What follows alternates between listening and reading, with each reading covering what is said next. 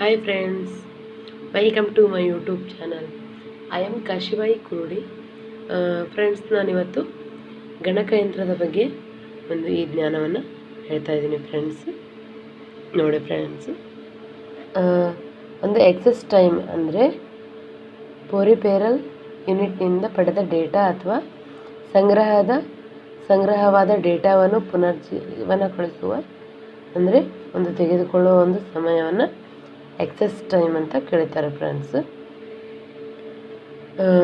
Alpha numeric ಅಂದರೆ digit ಅಕ್ಷರಗಳು punctuation ಮಾರ್ಕ್ಗಳಿಗೆ ಸಂಬಂಧಿಸಿದ ಒಂದು ಪದ ಫ್ರೆಂಡ್ಸ್ ಇದು. ಮತ್ತು ಬೈನರಿ ಡಿಜಿಟ್ ಅಂತಂದರೆ 0 ಅಥವಾ 1 ಡಿಜಿಟ್ ಆಗಿರುತ್ತದೆ ಫ್ರೆಂಡ್ಸ್.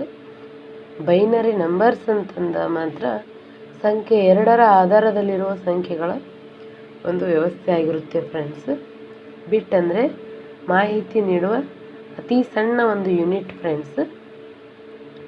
ಬಗ್ ಅಂದರೆ BUG, ಸೊ ಕಂಪ್ಯೂಟರ್ ಪ್ರೋಗ್ರಾಮ್ ಅಥವಾ ಸಿಸ್ಟಮ್ನಲ್ಲಾಗುವ ಯಾವುದೇ ತಪ್ಪು ಅಥವಾ ದೋಷ ಅಂತ ಫ್ರೆಂಡ್ಸ್.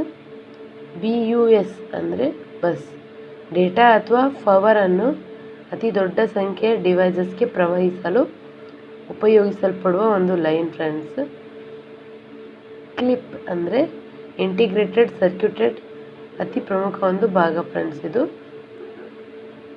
ಕೊಬೋಲ್ ಅಂದರೆ common business oriented language friends.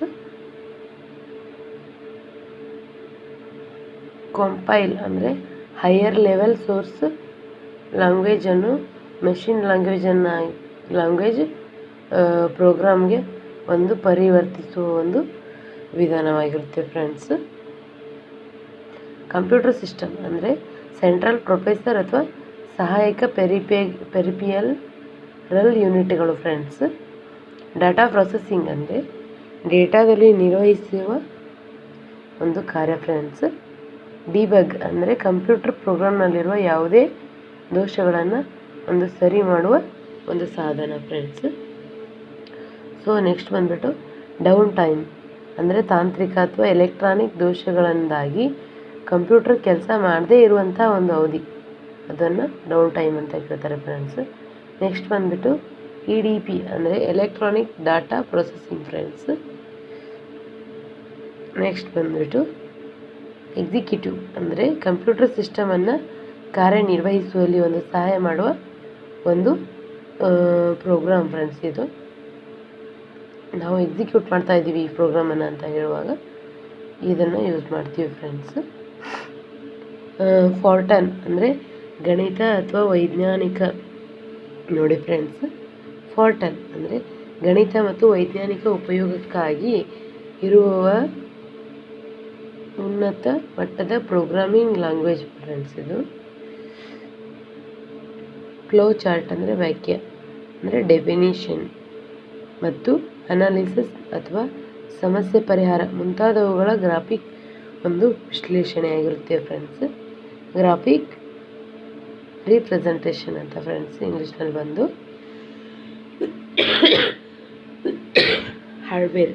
Hardware ಅಂತಂದರೆ ಮೆಕ್ಯಾನಿಕಲ್, ಮ್ಯಾಗ್ನೆಟಿಕ್, ಎಲೆಕ್ಟ್ರಿಕಲ್ ಅಥವಾ ಎಲೆಕ್ಟ್ರಾನಿಕ್ ಉಪಕರಣದ ಹಾಗೆ ಇದೊಂದು ಫಿಸಿಕಲ್ ಒಂದು ಸಾಧನ ಫ್ರೆಂಡ್ಸ್. ಹೆಕ್ಸಾಡೆಸಿಮಲ್ ಅಂದರೆ ಹೆಕ್ಸಾ ಅಂದರೆ 16ರ ಆಧಾರ ಸಂಖ್ಯೆಯನ್ನು ಬಿಟ್ಟು ಇದು ಕೂಡ ಬೈನರಿ ಅಂತೆ ಫ್ರೆಂಡ್ಸ್. ಬೈನರಿ ಅಂದರೆ ನಂಬರ್ ಇಲ್ಲಿದೆ ನೋಡಿ ಫ್ರೆಂಡ್ಸ್, 2ರ ಆಧಾರದಲ್ಲಿರುವ ಸಂಖ್ಯೆಗಳ ವ್ಯವಸ್ಥೆ ಫ್ರೆಂಡ್ಸ್. ಇದು ಒಂದು ಹೆಕ್ಸಾಡೆಸಿಮಲ್ ಅನ್ನೋದೊಂದು, ಇದು ಕೂಡ ಒಂದು ಬೈನರಿ ನಂಬರ್ಸ್ ಥರನೇ ಫ್ರೆಂಡ್ಸ್. ನೆಕ್ಸ್ಟ್ ಬಂದುಬಿಟ್ಟು ಹೈ ಲೆವೆಲ್ ಲ್ಯಾಂಗ್ವೇಜ್ ಅಂದರೆ ಟಾಸ್ಕ್ ಪ್ರೋಗ್ರಾಮ್ಗಳನ್ನು ಸರಳವಾಗಿ ಒಂದು ಅಭಿವೃದ್ಧಿಪಡಿಸುವುದು ಫ್ರೆಂಡ್ಸ್. ನೆಕ್ಸ್ಟ್ ಬಂದುಬಿಟ್ಟು ಮೆಮೊರಿ ಅಂತ. ನೋಡಿ ಫ್ರೆಂಡ್ಸ್, ಇಲ್ಲಿದೆ ನೋಡಿ ಫ್ರೆಂಡ್ಸ್, ಇದು ಸ್ಪರ್ಧಾ ಜಗತ್ತು ಬಗ್ಗೆ ಒಂದು ಕಂಪ್ಯೂಟರ್ನ ಮಾಹಿತಿಯನ್ನು ಹೇಳ್ತಾ ಇದ್ದೀನಿ.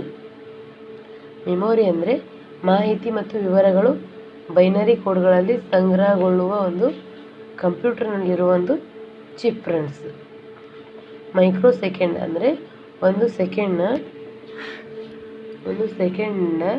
1 ಮಿಲಿಯನ್ ಒಂದು ಭಾಗ ಫ್ರೆಂಡ್ಸ್. ಆಕ್ಟಲ್ ಇದು ಕೂಡ ಒಂದು ಬೈನರಿ ಅಂತೆ, ಅಂದರೆ 8ರ ಅದರ ಸಂಖ್ಯೆಯನ್ನು ಹೊರತುಪಡಿಸಿ ಫ್ರೆಂಡ್ಸ್. ಅಪ್ಲೈನ್ ಅಂದರೆ ಮುಖ್ಯ ಕಂಪ್ಯೂಟರ್ ಸಿಸ್ಟಮ್ಗೆ ನೇರವಾಗಿ ಸಂಪರ್ಕಿಸಲ್ಪಡದ ಒಂದು ವ್ಯವಸ್ಥೆಯೇ ಫ್ರೆಂಡ್ಸ್. ಆನ್ಲೈನ್ ಅಂದರೆ ಕಂಪ್ಯೂಟರ್ ಯಾವುದೇ ಮಾಹಿತಿಯನ್ನು ಕೂಡಲೇ ನೇರವಾಗಿ ಒಂದು ರವಾನಿಸಿದ್ದು. ಅಪ್ಲೈನ್ ಅಂದರೆ ಡಾಟಾ ನಮ್ಮದು ಆಫ್ ಆಗಿರುತ್ತೆ ಫ್ರೆಂಡ್ಸ್. ಆನ್ಲೈನ್ ಅಂದರೆ ನಮ್ಮದು ಕಂಪ್ಯೂಟರ್ ಸಿಸ್ಟಮ್ಗೆ ಈ ಮಾಹಿತಿಯನ್ನು ನೇರವಾಗಿ ಒಂದು ಕಳಿಸ್ಲಿಕ್ಕೆ ಆನ್ಲೈನ್ ಇದ್ದಿದ್ದಾಗ ನಾವು ಯೂಸ್ ಮಾಡ್ಕೋಬೋದು ಫ್ರೆಂಡ್ಸ್. ಆಪ್ರೇಟಿಂಗ್ ಸಿಸ್ಟಮ್ ಅಂತ ಫ್ರೆಂಡ್ಸ್ ಕಂಪ್ಯೂಟರ್ ಪ್ರೋಗ್ರಾಮ್ಗಳನ್ನು ನಿರ್ವಹಿಸುವ ಒಂದು ವ್ಯವಸ್ಥೆ ಫ್ರೆಂಡ್ಸ್. ಔಟ್ಪುಟ್ ಅಂದರೆ ಕಂಪ್ಯೂಟರ್ನ ಪ್ರತಿಕ್ರಿಯೆ ಫಲಿತಾಂಶ. ಅಂದರೆ ನಾವು ಒಂದು ಪ್ರೋಗ್ರಾಮ್ ಮಾಡಿದ್ದೀವಿ ಅಂತಂದಾಗ ನಾವು ಇನ್ಪುಟ್ ಹಾಕಿರೋ ಒಂದು ಇನ್ಪುಟ್ ಜೊತೆಗೆ ನಮಗೆ ಬರುವಂತಹ ಒಂದು ಆನ್ಸರ್ ಬಂದುಬಿಟ್ಟು ಔಟ್ಪುಟ್ ಅಂತ ಕರಿತೀವಿ, ಪ್ರತಿಕ್ರಿಯೆಯ ಫಲಿತಾಂಶ ಅಂತ ಹೇಳ್ತೀವಿ. So overflow friends. ಓವರ್ಫ್ಲೋ ಅಂತಂದ್ರೆ ಮೆಮೊರಿ ಸಾಮರ್ಥ್ಯ ಮೀರಿದ ಒಂದು ಶೇಖರಣೆ ಅಥವಾ ಫಲಿತಾಂಶ ಒಂದು ಸ್ವೀಕರಿಸುವಂತಹ ಒಂದು ಸ್ಥಳ ಆಗಿರುತ್ತೆ ಫ್ರೆಂಡ್ಸ್. ಪ್ಯಾಕೇಜ್ ಪ್ರೋಗ್ರಾಮ್ ಅಂತ. ಪ್ಯಾಕೇಜ್ ಪ್ರೋಗ್ರಾಮ್ ಅಂದರೆ ಕಂಪ್ಯೂಟರ್ ತಯಾರಕರು ತಮ್ಮ ಗ್ರಾಹಕರಿಗೆ ಒದಗಿಸುವ ವಿವಿಧ ಪ್ಯಾಕೇಜ್ಗಳ ಒಂದು ಲಿಖಿತ ಪಟ್ಟಿಯಾಗಿರುತ್ತೆ ಫ್ರೆಂಡ್ಸ್. ಹೌದು ಫ್ರೆಂಡ್ಸ್, ಒಂದು ಲಿಖಿತ ಪಟ್ಟಿಯಾಗಿರುತ್ತೆ ಫ್ರೆಂಡ್ಸ್. ಪ್ರೋಗ್ರಾಮ್ ಅಂದರೆ ಇಷ್ಟೆಲ್ಲ ಆದಮೇಲೆ ಪ್ರೋಗ್ರಾಮ್ ಅಂದರೆ ಏನು? ಕಂಪ್ಯೂಟರ್ ಒಂದು ಭಾಷೆಯಲ್ಲಿ ಬರೆಯಲ್ಪಡುವ ಮಾಹಿತಿ ಒಂದು ವಿವರ ಫ್ರೆಂಡ್ಸ್. ಪ್ರೋಗ್ರಾಮಿಂಗ್ ಲ್ಯಾಂಗ್ವೇಜ್ ಕೋಬಾಲ್ ಅಥವಾ ಬೇಸಿಕ್ನಂತ ಇದು ಕೂಡ ಒಂದು ವಿಶೇಷ ಭಾಷೆ. ಲಿಖಿತ ಪ್ರೋಗ್ರಾಮನ್ನು ಕಂಪ್ಯೂಟರ್ ಓದಬಲ್ಲದು ಫ್ರೆಂಡ್ಸ್. ಈ ಒಂದು ಪ್ರೋಗ್ರಾಮನ್ನು ಕಂಪ್ಯೂಟರ್ ಕೂಡ ಓದಬಲ್ಲದು ಫ್ರೆಂಡ್ಸ್.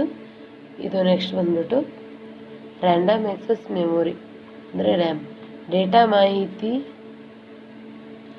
ಪೀಠಿಕೆಗಳು ತಾತ್ಕಾಲಿಕವಾಗಿ ಶೇಖರಿಸಿಟ್ಟುಕೊಳ್ಳುವ ಒಂದು ವ್ಯವಸ್ಥೆ ಆಗಿರುತ್ತೆ friends. Read only memory ROM. Data ಪೀಠಿಕೆ ಮಾಹಿತಿಗಳನ್ನು ಶಾಶ್ವತವಾಗಿ ಶೇಖರಿಸಿಟ್ಟುಕೊಳ್ಳುವ ಒಂದು ವ್ಯವಸ್ಥೆ ಆಗಿರುತ್ತೆ ಫ್ರೆಂಡ್ಸ್. ರಿಸರ್ವ್ ವರ್ಡ್ಸ್ ಅಂದರೆ ಡೇಟಾ ನೇಮ್ ಅಥವಾ ಫೈಲ್ ನೇಮ್ ಅಥವಾ ಪ್ರೊಸೀಜರ್ ನೇಮ್ಗಾಗಿ ಉಪಯೋಗಿಸುವ ಒಂದು ಮೀಸಲು ಪದ ಫ್ರೆಂಡ್ಸ್. ಅಂದರೆ ನಮಗೆ ಬೇಕಾಗುವಂತಹ ಒಂದು ಇದನ್ನು ನಾವು ಇದು ಮಾಡ್ಕೋಬೋದು. ಸೊ ರಿಮೋಟ್ ಆ್ಯಕ್ಸೆಸ್ ಅಂದರೆ ಕಂಪ್ಯೂಟರ್ ಸಿಸ್ಟಮ್ನಿಂದ ದೂರದಲ್ಲಿರುವ ಒಂದು ಅಥವಾ ಅದಕ್ಕಿಂತ ಹೆಚ್ಚಿನ ಸಿಸ್ಟಮ್ಗಳ ಮಧ್ಯೆ ಸಂವಹನ ಕಲ್ಪಿಸುವ ಒಂದು ವ್ಯವಸ್ಥೆ ಫ್ರೆಂಡ್ಸು. ಸಾಫ್ಟ್ವೇರ್ ಅಂದರೆ ಡೇಟಾ ಪ್ರೊಸೆಸಿಂಗ್ ಸಂಬಂಧಿಸಿದ ಕಂಪ್ಯೂಟರ್ ಒಂದು ಪ್ರೋಗ್ರಾಮ್ ಫ್ರೆಂಡ್ಸ್ ಅದು, ಅಥವಾ ಪ್ರೊಸೆಸ್ ಅಂತ ಹೇಳ್ತಾರೆ. ಸ್ಟೋರೇಜ್ ಅಂದರೆ ಸಂಗ್ರಹ ಒಂದುಗೊಂಡ ಮಾಹಿತಿ ಅಂತ ಹೇಳ್ತಾರೆ ಫ್ರೆಂಡ್ಸ್ ಇಲ್ಲಿ. ಸೋರ್ಸ್ ಪ್ರೋಗ್ರಾಮ್ ಅಂದರೆ ಕಂಪ್ಯೂಟರ್ ಪ್ರೋಗ್ರಾಮ್ ಹೈ ಲೆವೆಲ್ ಲ್ಯಾಂಗ್ವೇಜ್ನಲ್ಲಿ ಬರೆಯಲ್ಪಟ್ಟಿರುತ್ತದೆ ಫ್ರೆಂಡ್ಸ್. ಅದು ಮೆಷಿನ್ ಲ್ಯಾಂಗ್ವೇಜ್ ಪರಿವರ್ತನೆಯಾಗುವ ಒಂದು ಕ್ರಿಯೆಯಾಗಿರುತ್ತೆ ಫ್ರೆಂಡ್ಸ್. ಸ್ಟ್ರಕ್ಚರಲ್ ಪ್ರೋಗ್ರಾಮಿಂಗ್ ಅಂದರೆ ಲಾಜಿಕಲ್ ಸ್ಟ್ರಕ್ಚರ್ನೊಂದಿಗೆ ಮಾಡುವ ಮೊಡಲರ್ ಫಾರ್ಮ್ನಲ್ಲಿ ಪ್ರೋಗ್ರಾಮ್ಗಳನ್ನು ಬರೆಯುವ ಒಂದು ವ್ಯವಸ್ಥಿತ ಒಂದು ಪ್ರಕ್ರಿಯೆ ಫ್ರೆಂಡ್ಸ್. ಸಿಸ್ಟಮ್ ಅಂದರೆ ಪ್ರೊಸೀಜರ್ ಅಥವಾ ಟೆಕ್ನಿಕ್ ಮತ್ತಿತರ ಒಂದು ಸಂಯೋಜನೆಗಳನ್ನು ಇವುಗಳ ಒಂದು ವ್ಯವಸ್ಥೆ ಫ್ರೆಂಡ್ಸ್. ಸಿಸ್ಟಮ್ ಪ್ರೋಗ್ರಾಮ್ ಅಂದರೆ ಕಂಪ್ಯೂಟರ್ ಸಿಸ್ಟಮ್ನ ಆಪರೇಷನ್ಗಳನ್ನು ನಿಯಂತ್ರಿಸುವ ಒಂದು ಪ್ರಕ್ರಿಯೆ ಫ್ರೆಂಡ್ಸ್. ಟರ್ಮಿನಲ್ ಅಂದರೆ ಕಂಪ್ಯೂಟರ್ನೊಂದಿಗೆ ಸಂಪರ್ಕಿಸಬಲ್ಲ ಒಂದು ಸಾಧನ ಫ್ರೆಂಡ್ಸ್. ವೆರಿಫೈ ಡಾಟಾ ಟ್ರಾನ್ಸಿಸ್ಟಮ್ ಮತ್ತು ಅದರ ಆಪರೇಟ್ಗಳ ಖಚಿತತೆಯನ್ನು ಒಂದು ಪರೀಕ್ಷಿಸುವುದು ಫ್ರೆಂಡ್ಸ್. ರೈಟ್ ಅಂದರೆ ಸಂಗ್ರಹಗೊಂಡ ಮಾಹಿತಿಯನ್ನು ಮ್ಯಾಗ್ನೆಟ್ ಅಥವಾ ಚಿಪ್ ಅಥವಾ ಡಿಸ್ಕ್ ಮೇಲೆ ದಾಖಲಿಸುವ ಒಂದು ಪ್ರಕ್ರಿಯೆ ಫ್ರೆಂಡ್ಸ್. ನೋಡಿ ಫ್ರೆಂಡ್ಸ್, ಒಂದು ಗಣಕಯಂತ್ರದ ಬಗ್ಗೆ ನಾನು ಈ ವಿಡಿಯೋನ ಮಾಡಿದ್ದೆ ಫ್ರೆಂಡ್ಸ್. ನಿಮಗೆ ಈ ವಿಡಿಯೋ ಇಷ್ಟ ಆದಲ್ಲಿ ಲೈಕ್ ಮಾಡಿ, ಶೇರ್ ಮಾಡಿ ಮತ್ತು ಸಬ್ಸ್ಕ್ರೈಬ್ ಮಾಡಿ ಫ್ರೆಂಡ್ಸ್. ಹಾಗೆ ಥ್ಯಾಂಕ್ ಯು ಫ್ರೆಂಡ್ಸ್ ವಾಚಿಂಗ್.